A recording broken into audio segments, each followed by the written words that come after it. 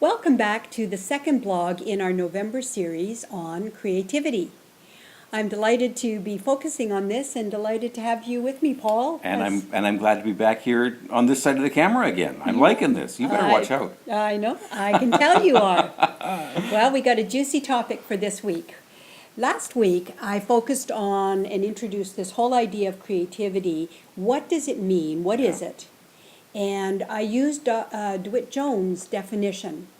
He's a National Geographic photographer and has spent his life being creative. And so his definition is that creativity is the ability in the ordinary to see the extraordinary. Yes. Which we've all got ordinary lives going on all the time, so it opens it up for just about any opportunity for creativity. Yeah, exactly. And that what it feels like for him is a feeling of falling in love.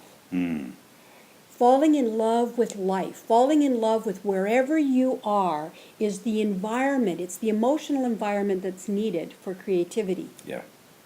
Yeah. And I think that's true. You know, you and I recently had an experience with some painting. Where creativity is concerned. We were at a mandala painting workshop, which for me was a new experience. I had not painted mandalas before. And it really was that experience of falling in love with something new and being totally enraptured by the process of seeing this creativity emerge. And it was just the most lovely experience. So the tie between that sense of love and curiosity and openness and creativity, it was very visceral for me in that experience. Okay. Yeah. So today I'd like to dive into the other side. What's the downside of this whole perspective, or is there, of being in love? You know, is that really like rose-colored glasses? We're just ignoring what's going on. We can just, delete all the stuff we don't like. Yeah. Is that a concern when we sort of encourage or nurture this perspective of being in love? And so I'm interested in your thoughts. In terms of love being a perspective that we could hold on a regular basis. Well, I think that if we look at ancient wisdom, the stuff that's been around, not necessarily just for generations, but sometimes for thousands of years, and we see this taught time and time and time again. The idea that when we operate out of a place of love, out of a place of being loving, right, then we really experience what life is really all about. Yeah. And it opens the doors for us to experience a life which is broader and richer and deeper than it would be if those creative doors were shut down. And so it's really an opening of our hearts. Yeah. And allowing in all of the wonderful things that life has to offer us, and to respond to that in ways which invite more and more and more of that to come about.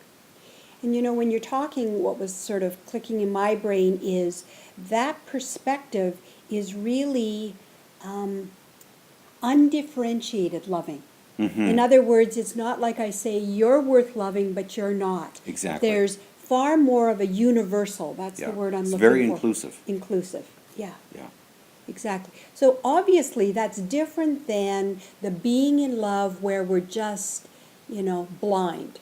We're not seeing what's going on. We're deleting and ignoring all the signals that could be going off and saying, pay attention here. I'm not sure this is the right person. I'm not sure that you're really in the right space or place or whatever. Well, you and I are both parents, and so Yes. we have kids that we worry about, and it's interesting how our perspective as parents is so much clearer than it was when we were their age. Yeah. Now, so what you're saying reminds me of the differentiation. You and I have talked about, we've had lots of conversation about what relationships are and how they function. It's the differentiation between real love, between true love, what love really is, and infatuation.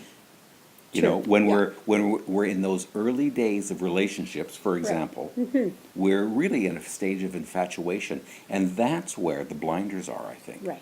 That's when we begin to tune out the signals, the danger signals, or the things that we should maybe be paying attention to because we are so enraptured and infatuated by another person or an idea or a new career or whatever it is. Yeah, so that's a lovely differentiation. Infatuation versus a grounded, kind Yeah. of authentic way of being in love with whatever is going on. With whatever it is. It's the difference, I think, between immature love and mature love. Okay, well, I'm not going there. Well, no, just don't know. love that's had an opportunity to mature and to stand the test of time. Right. Because when we really love someone or something, we're aware of the shortcomings. We're aware of the failings, and yet that's what unconditional love is. We love anyway. It's a state of being. And one of the things DeWitt Jones spoke of in his photography is that he's more in touch with his intuition, more in touch with that little voice that says, pay attention, what's here, notice. So there's really an expanded sense of vision and whole, your perceptual field literally is open and bigger versus narrowed down to the one kind of love object that I could be infatuated with. Our vision becomes much broader Yeah. when we open ourselves like that, and the possibilities and potentials begin Right. to present themselves seemingly more frequently. And really, I think it's just that we're perceiving them, we're recognizing them when they come about. Right. So this week, we'd like to invite you to be aware, to tune into how much you're allowing yourself to have that perspective of being in love with whatever is going on. Or the other flip side of that is, how much are you noticing there's resistance?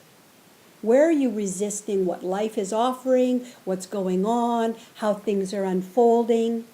Or how much are you stopping yourself from the joy of being in the moment, having the fun that is there, seeing what's going on, and seeing the potential? Yeah. Yeah. So take a week, see what you discover in terms of those things. And next week, we're going to talk about what does, in fact, stop creativity, limit creativity, or maybe not even let it get started. Yeah. There's some cool stuff that we want to share in terms of not DeWitt Jones, Walt Disney. An amazing man who was able to literally take dreams and make them come true. Well, he absolutely had to be seeing the potential. Yeah. Talk about a creative individual. Totally. And he had, believe it or not, an actual formula for how to make dreams come true. Yeah. All right, have a great week. Do some discovering. Let us know what you're finding, and we'll see you next time. See you next time.